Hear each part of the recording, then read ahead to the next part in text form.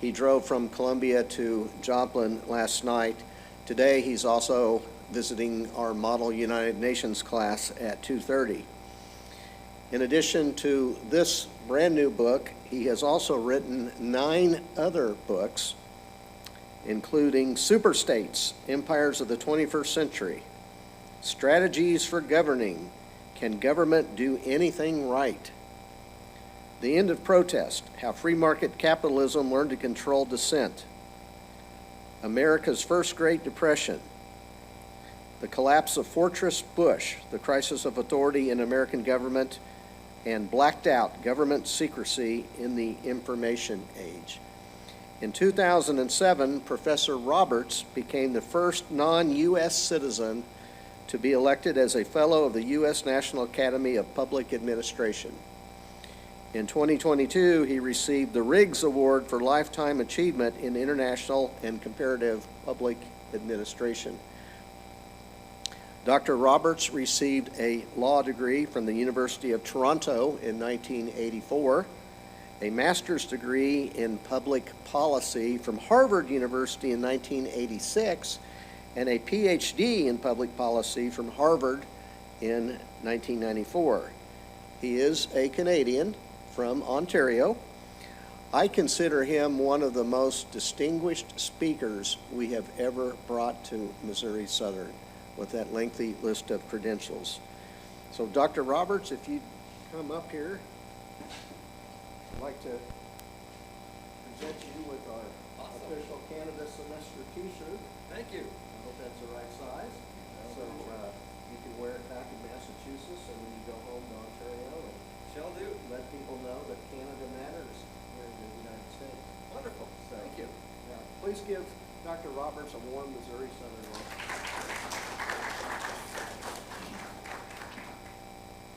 Great. Is my audio okay?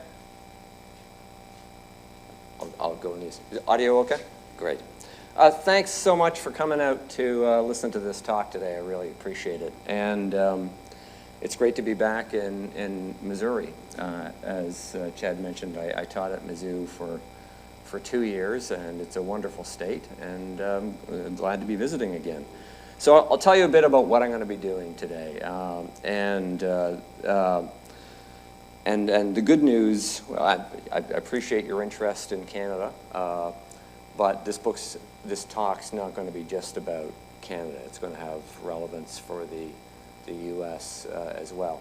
And I'll just set up why that will be the case. So you've seen up there the cover for the book I just did called The Adaptable Country. I spent a year doing some work up in Canada the academic year before last, and this book that I wrote is basically a product of my year up in Ottawa following getting reconnected with Canadian politics and government.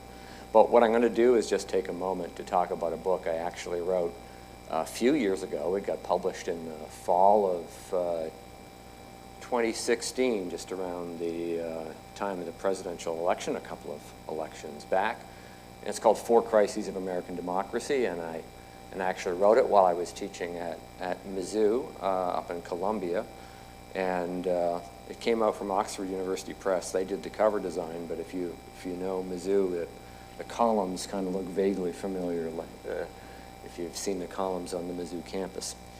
But here's the argument of the book I wrote a few years ago.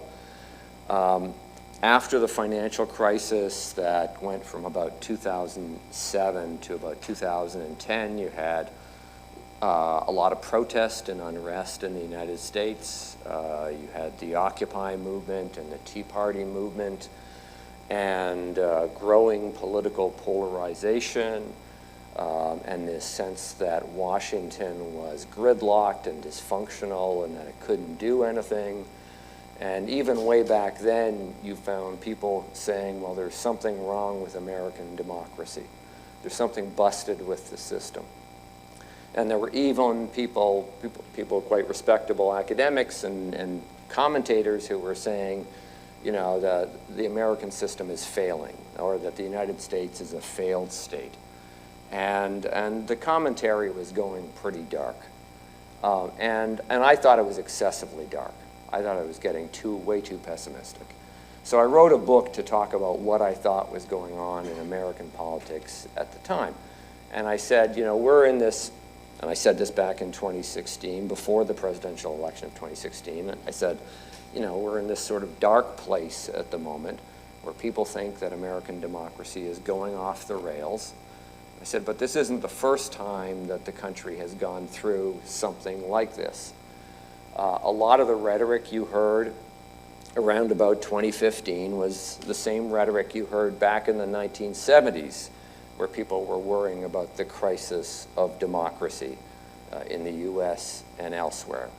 And if you went back to the early 1930s, you heard people talking about a crisis of democracy in the US and elsewhere. And if you went back to the 1910s, you heard people talking about a crisis of democracy in the US and elsewhere. And the point I was making is that these moments where people think everything is going off the rails, they recur through history. And I told a little story in that book, the book from 2016, about what I thought was going on. And I said, look, you know, you get these moments in American history where in the lead up, there's sort of general political agreement among people running the country, both Democrats and Republicans, about how they're going to govern the country, about what the national priorities are. And there's fairly broad agreement among the American public, too, about what the main concerns of the country are and how government is going to address those concerns. There's these periods of consensus, but the world changes, circumstances change, and the formula that seemed like a good way to govern the country at one moment breaks up. People just don't think the story that they've been told about how the country should be run doesn't fit the underlying realities anymore.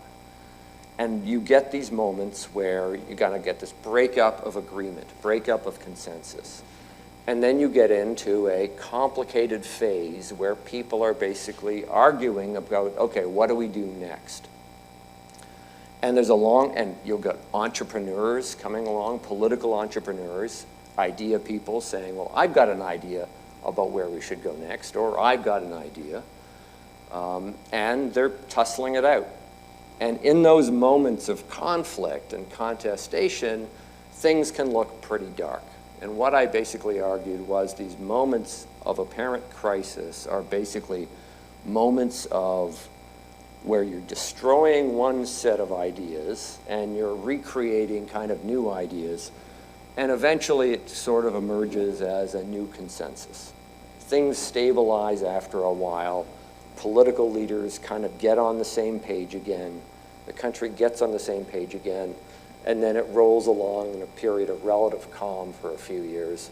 And then this cycle starts again. That was the argument I made in the 2016 book. So if you were going to play that, if you bought that story, who are the entrepreneurs I'm talking about? Donald Trump is an entrepreneur. Bernie Sanders is an entrepreneur. You know, in the 2016 election, votes in the primaries went pretty evenly three ways between Donald Trump, Bernie Sanders, and Hillary Clinton. Each had roughly a similar chunk of votes. People were tussling out which way they wanted to go. The point I made in this book is that these periods of transition, they don't just go for a couple of years, they go for a long period of time. There was a kind of political consensus in this country that went from about 1945 up into about the early 1970s. And Democrats and Republicans, even though they were in different parties, were pretty much on the same page. And that broke up in the 1970s. People thought something was going wrong. The entrepreneur at that time was Ronald Reagan. He brings in a new idea about how to run the country. He seems like a fringe candidate in the mid-1970s, and he gradually sort of gains ground. He becomes president in 1981. He's still regarded as kind of a radical at that time, but gradually his ideas get absorbed into the mainstream. In a lot of ways, Bill Clinton in the 1990s was signaling how the Democrats were coming on board with a lot of Reagan's key ideas. And then you had the emergence of a new consensus. And that kind of consensus about how to govern broke down around about 2008, 2010. So that's the sort of story I was telling. I was telling a story about adaptation, basically arguing, look, you get these painful moments of transition, but I basically argued they happen all the time. And I would also go further and say they have to happen. The country has to figure out how to kind of reconfigure its overall priorities from time to time, because our thinking about what matters change and circumstances change. And when you think about it, it's a big country.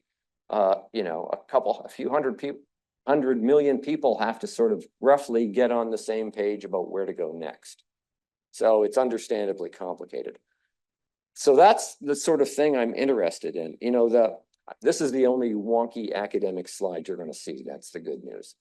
But the basic argument I came out with was, look, political systems, countries have to adapt. That means they have to figure out how to abandon old ideas and invent new ideas about how the country should be governed. And every time they do that, they're going to be renovating institutions as well. They're going to be tearing down institutions you don't need anymore and building new policies and institutions that you need for new circumstances.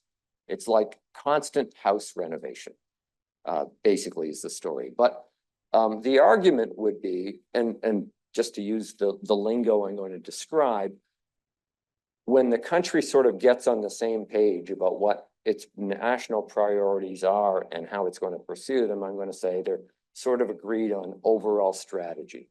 If you're in the field of international relations, you might have heard the phrase grand strategy. I'm thinking of something like that. And grand strategy has to be reinvented periodically. And, you know, I think what we'd like is a process where that process of adaptation happens, but it's not too painful, right? You don't want it to go off the rails. You don't want to be stuck in moments like the current moment in American politics for too long. It's not good for the country. So the question that's sort of on my mind is, how do you make the process of adaptation work well? That's what I'm worried about when I'm writing this new book, which is about the concept of adaptability.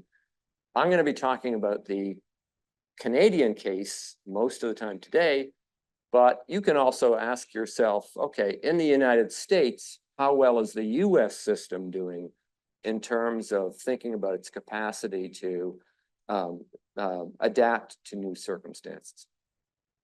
And the other thing I should flag too is, and I'm going to hop ahead to a slide, there's a big argument that's going to go on for the rest of this century. And it's an argument about which kind of political system is best designed to succeed in a turbulent world. The rest of this century is going to be complicated for reasons you all know. We've got climate change coming down the road. We've got technological change and the advent of new technologies that's going to disrupt the economy. We've got demographic change in the US. We've got an aging population. We've got geopolitical change, the rise of new powers and the decline of old powers. So it's going to be rough waters for the next several decades. And the question is, what kind of political system is going to be best designed to survive in a turbulent world like that? And Chinese leaders have an answer to that question. And they basically say, look, the Chinese system is well designed to succeed in turbulent circumstances. Why? Because it's highly centralized. It's run by the Communist Party. The Communist Party relies on the advice of experts, and those experts, you know, they don't have to worry about constantly getting reelected. They can look down the road. They can anticipate new problems. They can think about what the best strategy looks like. And because they are the only people in charge, they can basically redesign the system to make sure that the boat sails through rough waters easily. That's the Chinese argument. And the Chinese leadership is very dismissive about the capacity of Western systems to sail through rough waters. Now, none of us want to live in an authoritarian system. You don't want to live in a system where your basic freedoms are being constrained. So the challenge for us in countries like US and Canada is to ask, how can we build systems that are capable of adapting, capable of adjusting to new circumstances, but also respectful of fundamental freedoms? Systems that spread power among the people in different groups rather than just concentrating in the hands of one party and its experts. So that's what I'm thinking about. How do we design systems that are adaptable but also respectful of human rights? So that's the story. So what I do in this book, the first part really isn't about Canada at all. I say, look, in the abstract, what do you need for an adaptable system? What do you need for a governmental system that's capable of surviving, of navigating through rough waters? And I basically say, it's got to have 4 qualities. First, the system has to be capable of looking forward to anticipating long-run dangers. You know, when you're learning to drive, when I was learning to drive, I had this bad habit of looking at the road immediately in front of the car. You know, I was looking down at the 5 or 10 feet in front of me, and eventually my driving instructor said, stop doing that. You're going to get into an accident. You want to be looking way down the road. You know, figure out where you're going way down the road. Countries need to be able to do that as well, not just asking, you know, what's going to happen in the next year or so, but asking what's going to happen in the next 30 or 40 years. So they have to have the capacity to anticipate. They have to have the capacity to think about how policy could be reinvented to meet the challenges they see coming down the road 20 or 30 or 40 years down the road.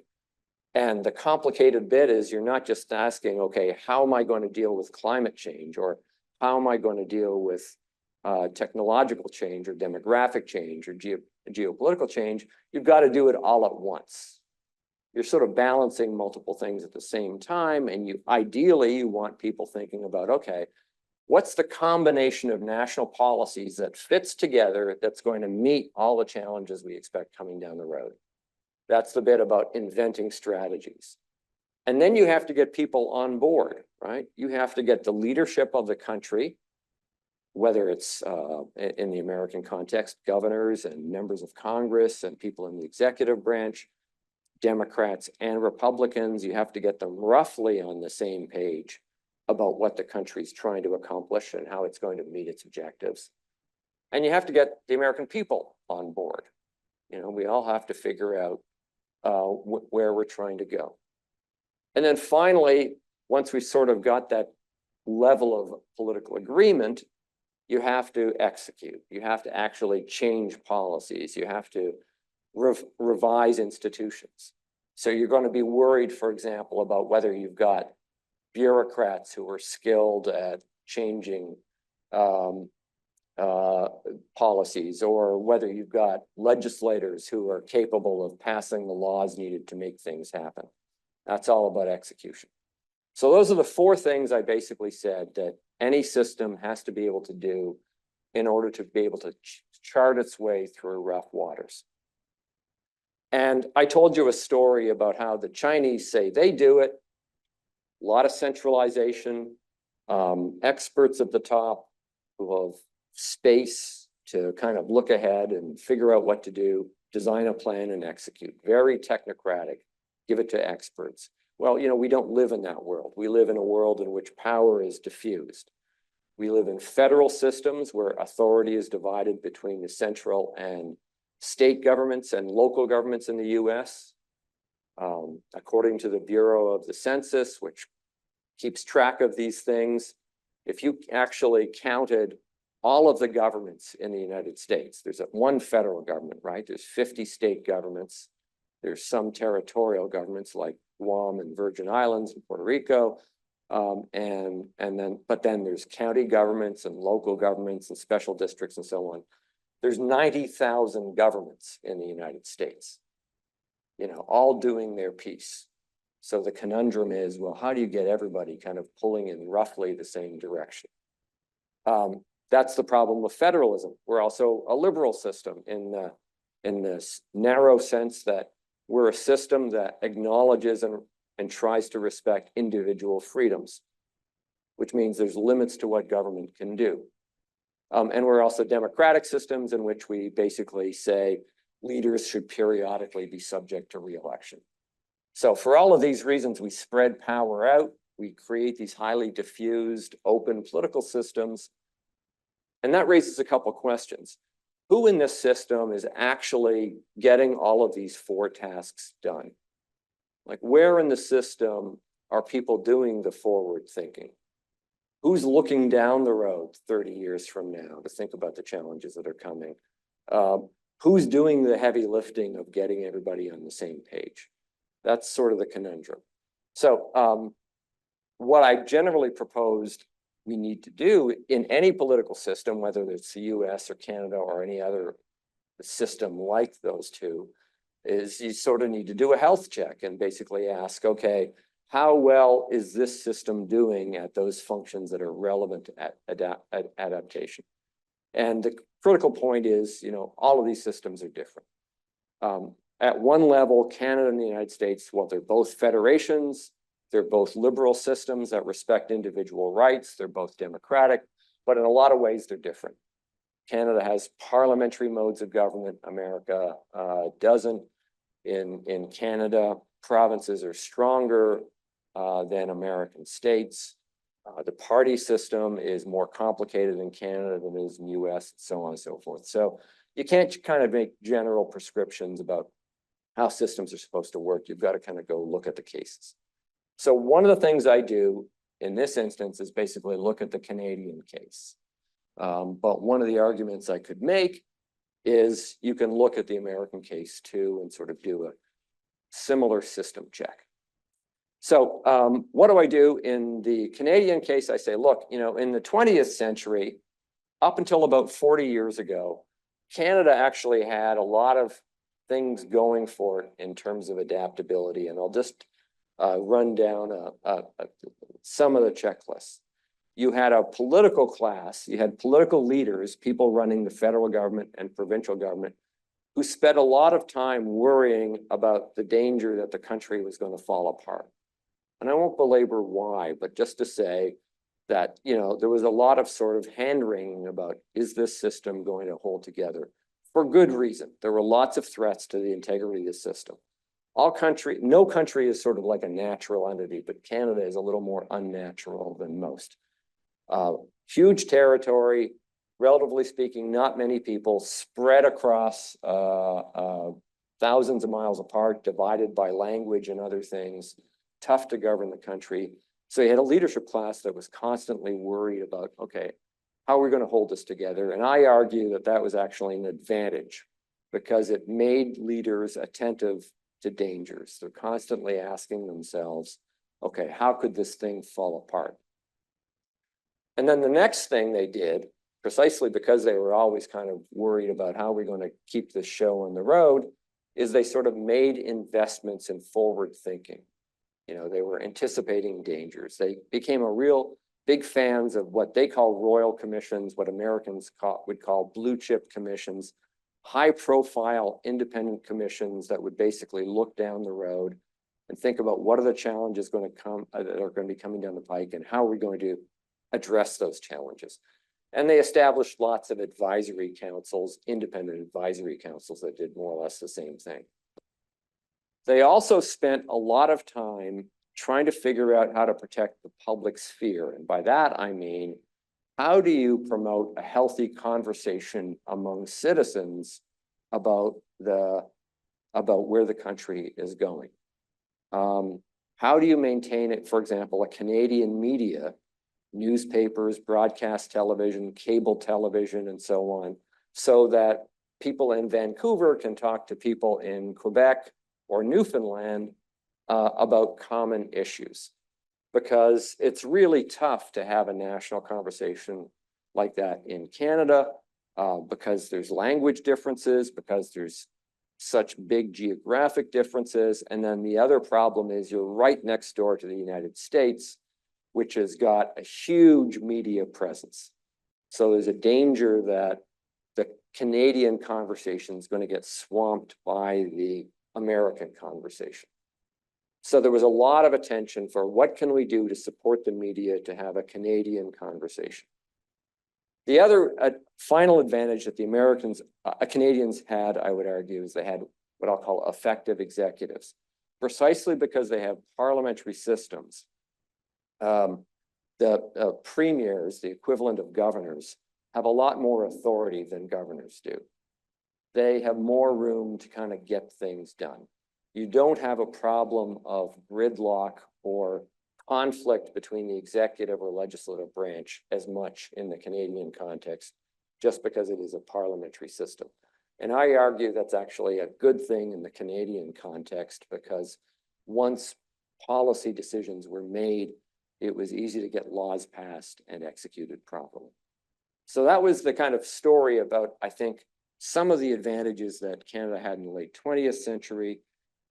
One important thing to know about Canada is that the country has become a lot more complicated over the last 40 years. And there's sort of a paradox here. The system changed precisely because it's adaptable. I'm going to run through a list of things that changed in Canada over the last 40 years. And it changed because leaders thought, well, you know, the country needs to change to be more prosperous, to be a better place to live, and so on. So in a way, all these changes are a testament to adaptability, right? People said things need to change, and things changed. The question I'm wondering about is whether the changes themselves have created a system that's now sufficiently complex that it's actually hard to make further changes. Like in the book, I call it an adaptability trap.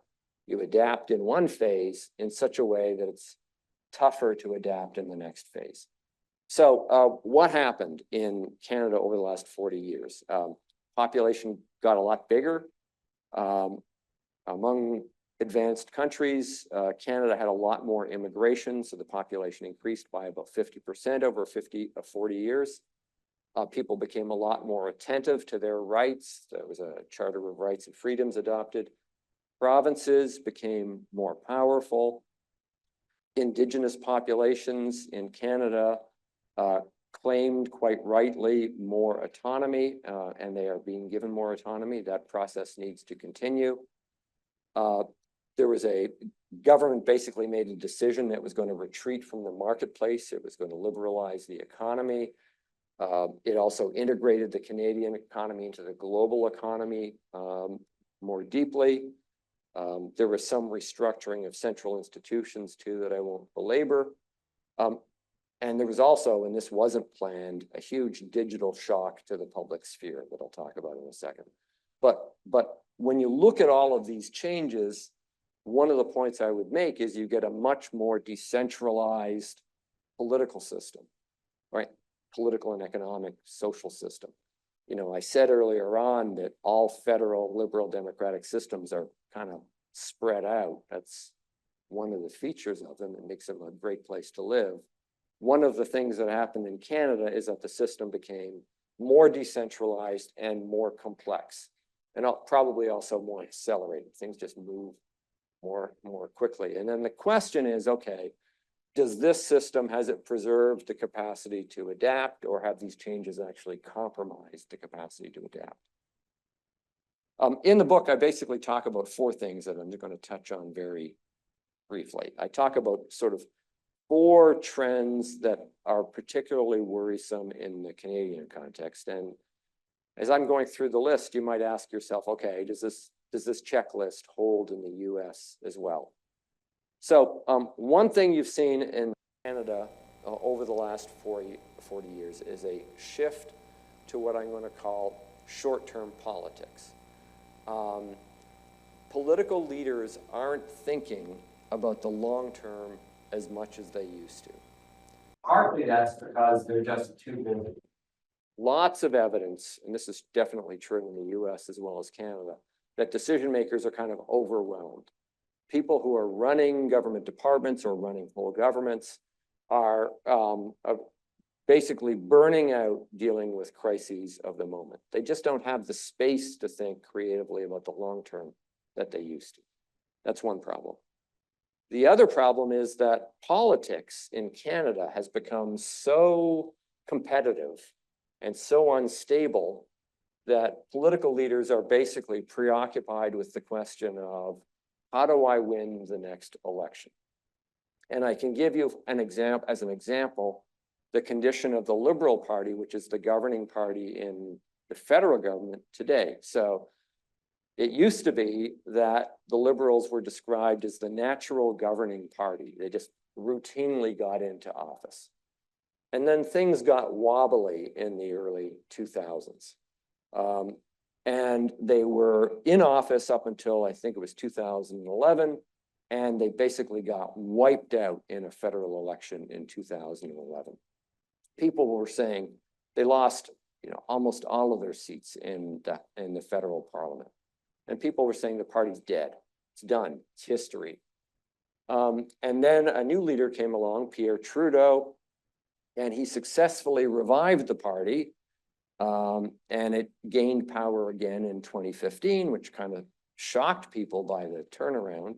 It had a majority government. It got reelected twice in 2019 and 2021, if my numbers are right, with smaller numbers, but it's still the government today. But though the general belief is if there was another election today, the Liberals would be badly defeated, that I don't know if it's going to be back to where they were in 2011, but it's going to be pretty bad. There were 2 special elections in different districts in Canada yesterday. The Liberals should have lost one and they were defeated. The NDP, another party that sort of were traveling along with the Liberals, should have cleaned up in another seat and barely got reelected. So the evidence is basically that if the Liberals are on their back foot. And the general point here is that parties just can't take for granted that they're going to get reelected, so they are fixated on the next election. And they've moved to a sort of style of government that's designed to kind of win votes. I call it platform governance. Very briefly, you lay out a platform with a whole bunch of promises that you're going to make to specific voting blocks. And you put together enough blocks that you get a coalition that gets you into government. And then the theory is you spend the next 4 years basically delivering on all your promises. It's kind of like a contractor saying exactly what they're going to do for you in the next 4 years. There's lots of problems with that model. But one of the main problems is it's sort of very much fixated on what needs to happen in the next 4 years. So you're tied to the electoral cycle. I mentioned that back in the 20th century, governments kind of invested in these big think exercises that are supposed to correct that natural tendency of democratic systems to focus on the short term. But that general practice was abandoned years ago. We don't do blue chip commissions anymore. A lot of advisory councils were eliminated. There were a lot of sort of jaded political types who said, the problem with these things is that they take too long and they don't help us with the short-term politics. And so we don't want them anymore. So the challenge number 1 is basically this bent towards short-term politics. Challenge number 2, I'll just touch on very briefly. It used to be in the 20th century that political leaders, like the head of the federal government and the head of all the provincial governments, would get together, say once a year, to have kind of a summit. If you're familiar with G7 summits, where all the industrial leaders of industrial countries get together to have a big talk fest. Canadian leaders used to do that as well. After the 1990s, Canadian leaders stopped doing that. And so that's an important mechanism for political leaders to kind of get together and get on the same page about where they're going. The animosity between leaders has increased over the years. So you've got this kind of breakdown in the capacity of the leadership group to kind of get on the same page. That's the second big problem, what I call the missing dialogue among leaders. And the third problem is what I'm going to call the decaying public sphere. And I said, the public sphere is this space in which citizens can talk to one another about the problems facing the country. There's an American public sphere too. And what do you need for that conversation to go well? Well, everybody has to be paying attention, right? Everybody has to be sort of engaged in the same conversation. Everybody's got to be reasonably informed about what the issues are. They have to have a reasonable sense of how their country works and its history. And in the Canadian case, but precisely because it's sort of sitting right next to the US, you need to make sure that it's Canadians who are setting the agenda and Canadians who are kind of steering the conversation. And precisely because, well, mainly because of the way that digital technologies have evolved over the last 20 years or so, that kind of Canadian public sphere has been completely disrupted.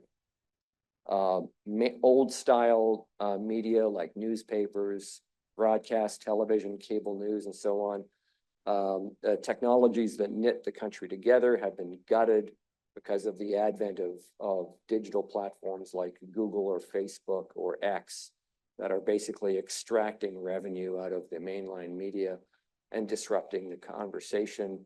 As in the United States, the quality of conversation has slipped. It's become more corrosive, less informed, more reactive. And in the Canadian case, the problem is that Canadians are increasingly sort of consuming American social media. And so in a weird way, Canadian politics tends to get dominated by stories that are important or dominant in the United States. So if something happens in the US, there's this kind of echo effect in Canada. And to a significant degree, Canadians think that their own system of government is actually like the American system of government. So they get sort of confused. I said it's like, you're running an Apple computer and you've got like a Microsoft Windows manual. You don't understand how your own system operates. We had a big protest during the pandemic where truckers came to Ottawa and occupied the streets of Ottawa to complain about vaccination policies and other pandemic restrictions. And one of the demands of some of the protesters was they wanted to see the Speaker of the Senate in the federal government because they thought, well, the Speaker of the Senate's a really important player. Well, in the US, people in the Senate might be important policy actors. The Canadian Senate isn't nearly as important as the American Senate. And the Speaker of the Canadian Senate is not politically consequential at all. But they sort of got their stories muddled, right? They were consuming so much American social media that they thought the Canadian system worked the same way. So that's a problem of the kind of decaying public sphere. And then I'll just touch lightly on this last problem, which is what I call the web of rules. This has a lot to do with the way the bureaucracy operates. Basically, the federal government and provincial governments hire thousands of people to work for them in departments and agencies to get things done. One of the things that's happened in the Canadian context is that over decades, more and more controls have been imposed on those bureaucrats, dictating how they're going to get work done. And governments have adopted rules with good intentions. They've introduced unionization rules for the public service, collective bargaining rules. They've introduced rules about official languages because in Canada people speak more than one language. They've introduced employment equity rules to make sure that different groups are adequately represented in the public service. They've introduced financial accountability rules to make sure that people are doing contracts appropriately and they're not wasting money and so on. And I can go on. There's lots of rules that have sort of built up over the years. And the problem is no one sort of thinks about the accumulated effect of all of these restrictions and how they're impeding the performance of the federal bureaucracy. It's an interesting question about whether this is just a Canadian problem.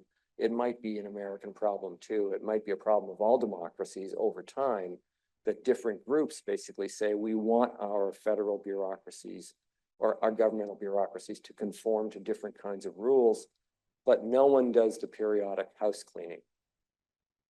It used to be the case that in Canada, they would set up special bodies to sort of periodically look and say, you know, do we need to do some house cleaning simplification here to kind of loosen things up? And that doesn't happen anymore. So one of the things I've argued is even if we get on the same page about policy, it's increasingly hard for the bureaucracy to execute. So I'm almost at the end. I talk about the Canadian case and what should be done. The sum up is we're not thinking enough in the Canadian case about the long term. There's a diminished capacity among political leaders to kind of get on the same page. And there's a diminished capacity among Canadian citizens themselves to have a conversation and get on the same page. And there appears to be a weakened capacity for bureaucrats to kind of get things done once everybody agrees on what needs to be done.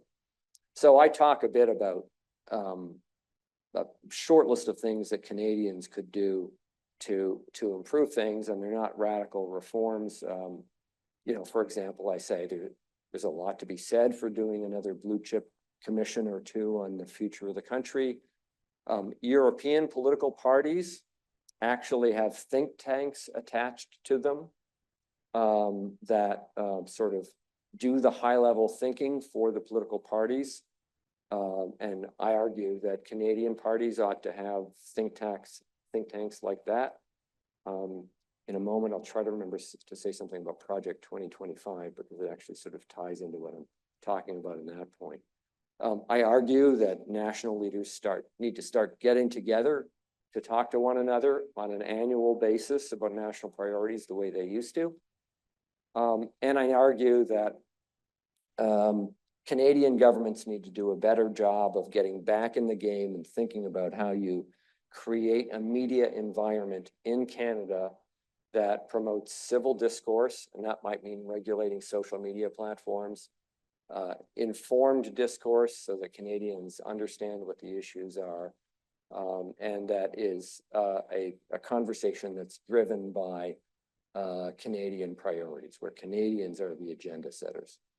And then I'm also making an argument about the need to kind of do some house cleaning in the public service in the way I just suggested.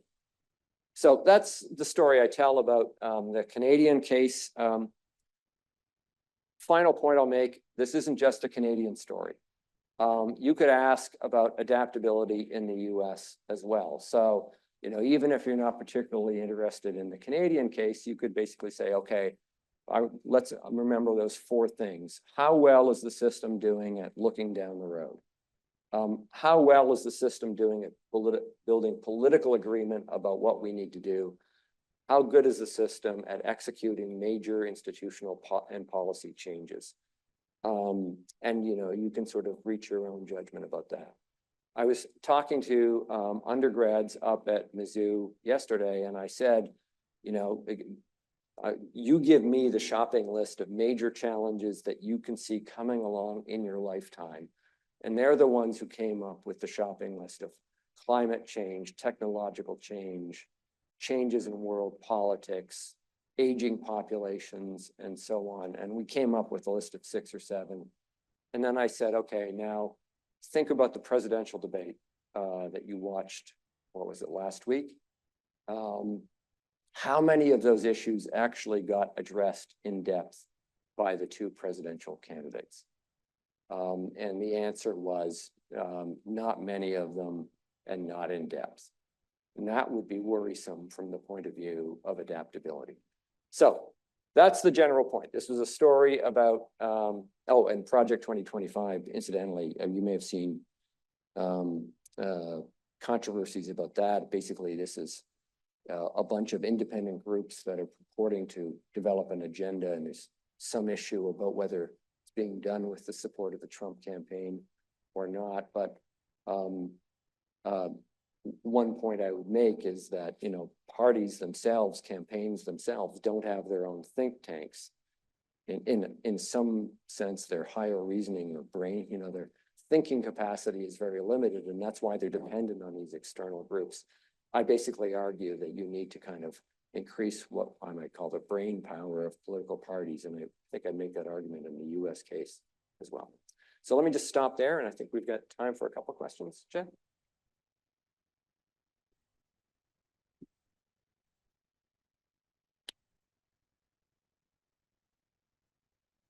Is this mic on? Okay. Does anyone have a question for Dr. Roberts? Thank you for such an outstanding presentation. Oh, my I pleasure. could sit and listen to you all day long. Any questions from the students? I'll ask one while we're waiting. I read in the New York Times this morning that Justin Trudeau's approval rating, he's the prime minister, was around 20%. And I don't remember any US president really getting below 40%, or well, maybe high 30s. But is the dissatisfaction with Trudeau or with his Liberal Party? I think it's probably both. And let's make the observation too, that, Canada has a multi-party system. And because it's got more than two parties, but it has what's called a first past the post electoral system. So you've got lots of constituencies across the country. Each one elects a member of parliament, kind of like a congressman. But it's whoever gets the most votes in the election wins.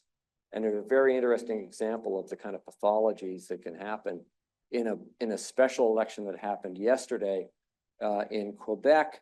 The winning candidate got 28% of the vote, and the second candidate got 27%, and the third candidate got 26%. And then there were a whole bunch of other candidates who consumed the rest. But basically, so he's not popular. You don't need to have kind of really high levels of popularity in a multi-party system the way it's in the first past the post system, but he is unpopular. I think there's two things going on. I think people are now, he's been in office now for almost 10 years. People are just worn out with his personal style. His way of talking to people, I think many people find off-putting, and that's problem one. Problem two is that the party itself is exhausted. And this is, I think, related to what I was talking about. The party gets elected and their mode of thinking at the start is, what we need to do is have a platform. The platform is going to have a bunch of promises about what exactly we're going to deliver over the next period of years. It's like, we're the contractors, this is what we'll deliver. They're not doing long-term thinking, so they deliver on the contract or to the best of their capacity. But then the question is, where do you go next? How do you refresh your vision? How do you go back to the people and say, okay, here's the big story about where we're going to go in the next 10 years. Parties don't invest in that kind of forward thinking. And so I think that part of the difficulty is the parties have reached this kind of roadblock. They're scampering around now. They've got a few months left before the next election. And the Liberals are trying to think about what's the big story they want to tell. And part of the problem is they haven't done any investment in thinking about what the big story is. They didn't appoint any commissions to think about it. They haven't got their own think tank to think about it. So they've basically run out of ideas. So that's, I think, the tale of woe.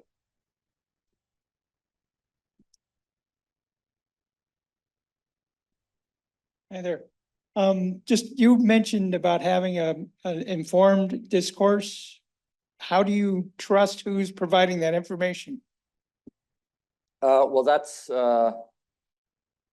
right. And it just got several levels to it. Part of it is just about levels of civic education, right? Part of it is, do people who are going through the school system learn enough about how their own political system works? Do they learn enough about their history? So there's an educational aspect to it. Part of the challenge is that Canada's had very high levels of immigration. So you've got people coming into the country as adults, and they may not be coming from a parliamentary system of government. They may not know how it works. So how do you get those folks up to speed on the way the machine works, and history as well, the kind of backstory, how did we get to where we are? That's a challenge. And we've got to recognize too, people are busy. They're busier than they used to be, increasingly distracted. So that's a problem. And then you've got the other question about, how do you build sources of information there's two aspects to it. How do you get everybody looking at more or less the same sort of media? And how do you persuade them that those media are credible? And so we've got a problem of breakdown of kind of a national conversation. People are looking in different places. They're integrated into social networks that cross borders. They may not be talking to each other as much. They may be talking to people in different countries. They might be hooked into a US conversation. If you're an immigrant, you might be hooked into a conversation with your home country.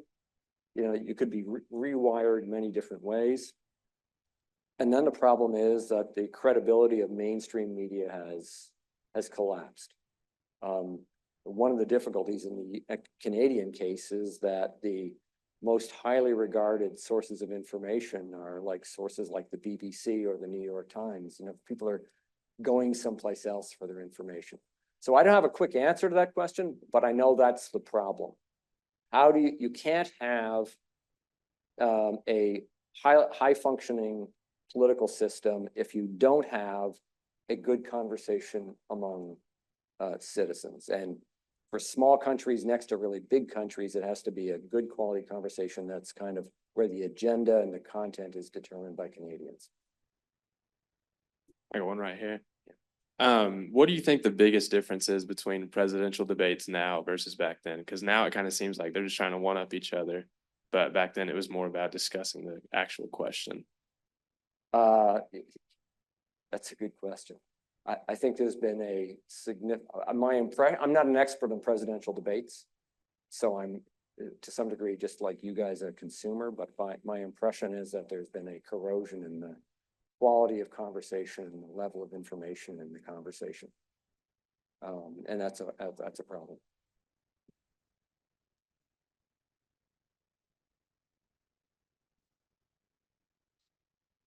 So we kind of, you mentioned how in Canada there's a multi-party system, and here in the US it's kind of a two-party system, but like, so a lot of people will vote for the lesser of two evils instead of who they actually believe. So how do you feel about like ranked choice voting instead of? I'm getting into areas where I'm not expert. I do believe, you know, in the Canadian context, there's a need for electoral reform. There's a whole bundle of things you would want to ask, I think, in the American context about what are the barriers to entry for third parties. It seems to me in a country this size, it's odd and problematic that you've only got two major competing parties, right? Look at Europe, an entity with similar population, and start counting how many political parties are contesting for votes in the European context. Or look at India, another really big democratic system, and how many parties are competing there. There's something weird about the fact you've got a polity the size of the US with only two basically competitors. And it probably has something to do with the electoral system, but a whole bunch of other institutional barriers to entry for third parties. But certainly in the case of electoral reform, you know, I would be an advocate in the Canadian case, certainly, of some kind of electoral reform that takes the hard edges off, that fixes the worst problems of a first past the post system. I told you a story about how one party just won a by-election and they only had 28% of the vote. In the extreme, you could imagine a situation in which, let's suppose you've got three parties competing in every constituency in the country, and the winning party gets 34% of the vote in every instance. You could get every seat in the legislature and still only have 34% of the popular vote. I mean, it doesn't happen, but it could happen. So in the Canadian case, you need some kind of moderated system. Like you could maybe a mixed member proportional system where you've got your people from who are elected in the conventional way, but you've also got a certain proportion of the legislature that's elected in a proportional representation system. But I'd be an advocate of some kind of electoral reform. And in the American case, I would be thinking about what's the laundry list of barriers to entry for third parties.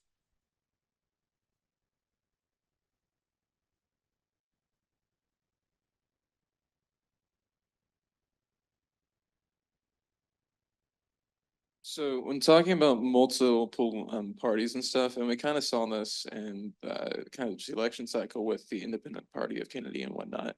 Do you think that you see kind of a similarity where he dropped out because he was playing spoiler in Canadian-led politics? Do you think with this multi-party system that there have been a tendency of these different parties to play spoiler, or do you think it's just more open to actual different ideas? Like how different do these ideologies really separate in these parties? Well, in the Canadian case, I think there's a pretty clear ideological separation between parties, and it's a stable multi-party system, right? It's not like, I mean, in the American case, you periodically get, in presidential races, for example, you periodically get third-party candidates, but it's sort of, it's kind of regarded as an aberration in the system. In the Canadian case, you have multiple parties and it's durable. It's been like that for years. And there are big differences. Like there's the New Democratic Party, which is a social democratic party, a liberal party, a conservative party, which has increasingly sort of got Trump style elements to it. The party that won in Quebec yesterday is the Bloc Québécois, which is a party that represents the interests of Quebec specifically. So it's a fairly robust system, and I think there's an argument for allowing more voices in the system as well.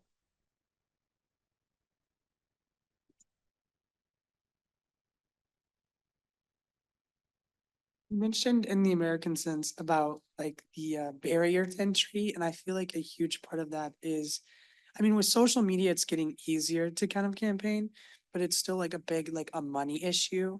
Cause like the two parties have all of these backers and a lot of them rich. So, you know, they're kind of representing the rich and their interest. And so these third parties who are representing the middle and lower classes, they just don't have that kind of money to campaign. Yeah, there's campaign financing. You know, when I'm thinking about barriers to entry, I'm thinking about models of campaign financing, methods of party registration, and electoral system as well. And there's probably others. I'm not expert in the area, but I think that's probably what the idea that, for example, that you register as a particular kind of voter, it seems to me would sort of encourage a kind of lock-in to the existing parties.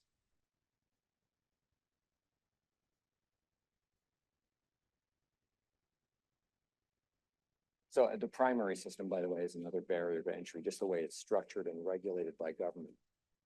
I just had a question, like going back to media. And I know here in the US, it's kind of an issue with like AI. Is that an issue in Canada as well? I'm sure it will be. You mean in terms of like AI generated content, like fake Yeah, content? like I noticed, like I'm sure you're familiar with TikTok, the social media platform. Yeah. There's been like fake endorsements of Donald Trump endorsing Kamala Harris, and I was just curious if that was an issue. Yeah, I'm sure it will be an issue, and I'm sure to some degree it is already an issue. The bigger issue the hot issue in Canada right now is foreign interference in Canadian elections. And partly that's Russian disinformation campaigns, and partly perceived Chinese interference in election campaigns as well. So there's a lot of concern. There's actually a commission of inquiry going on in Canada about foreign interference in election campaigns. Will end up producing some kind of recommendations. So that's a concern. And when you've got large immigrant populations as well, first-gen immigrant populations, governments of home countries can kind of have an influence over could have an influence over those voting blocks as well.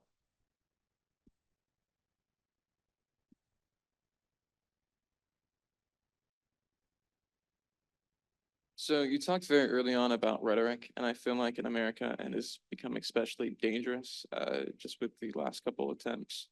Do you think Canada faces a similar issue? And do you think, if not, has Canada posed any solutions to kind of de-escalate some of that negative rhetoric? Yeah, it faces exactly the same issues. There have been leaders who have been talking about the corrosion of discourse and the way in which they're increasingly getting, if not sort of physical threats, threatening conversation, sort of personal attacks. I believe the the Governor General, who's sort of the symbolic head of Canadian government, I believe I'm right in saying shut down their social media accounts just because they said the conversation was getting too vitriolic. So there is a real concern about the corrosion of discourse and the way in which it might lapse over into actual, behavior by people. And no, they don't have a fix. So I ask a lot of questions. It's just a thing I do, but you mentioned like first generation immigrants and like who wouldn't necessarily understand like how the government works and like, cause I lived in Burbank for a little bit and I know like right down the street from where I live, we had an adult education school. Is there like, do you think like having that more like countrywide would benefit like not even just immigrants, but everyone? Yeah, yes, I think it would benefit everyone. And I want to be clear, very clear, by the way, that what I just said is not a knock against the concept of immigration. My own parents were immigrants to Canada, and that's what gives the country such, it's great for the economy. It's also great for culture. It makes it an exciting place to live. But it's like, how do you give a briefing so that people know how it works? There's a rudimentary citizenship test as there is in the US, but it's rudimentary. You do it once and it doesn't really nearly go in enough depth. There was one study that actually showed that most native born Canadians also could not pass the citizenship test. They couldn't answer the basic questions to get over that hurdle. So the challenge is, how do you do some kind of continuing education, or how do you use public media to help everybody get on the same page? And again, the challenge is, you guys all live with this, you're busy, there's only so many hours in the day, multiple constant holes in your attention.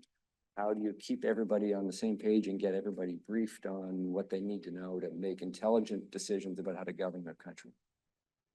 Thank you. Well, thank you, Dr. Roberts, for an excellent presentation and for taking the time to leave Massachusetts for a couple of days and come to Missouri. Thank you. Columbia and Joplin, we're honored to have you on our campus and wish you the best with your book. I guess it can be ordered on Amazon, right? That's right. Yeah. So thank you for coming today. Thank you, everyone, for coming. I appreciate it.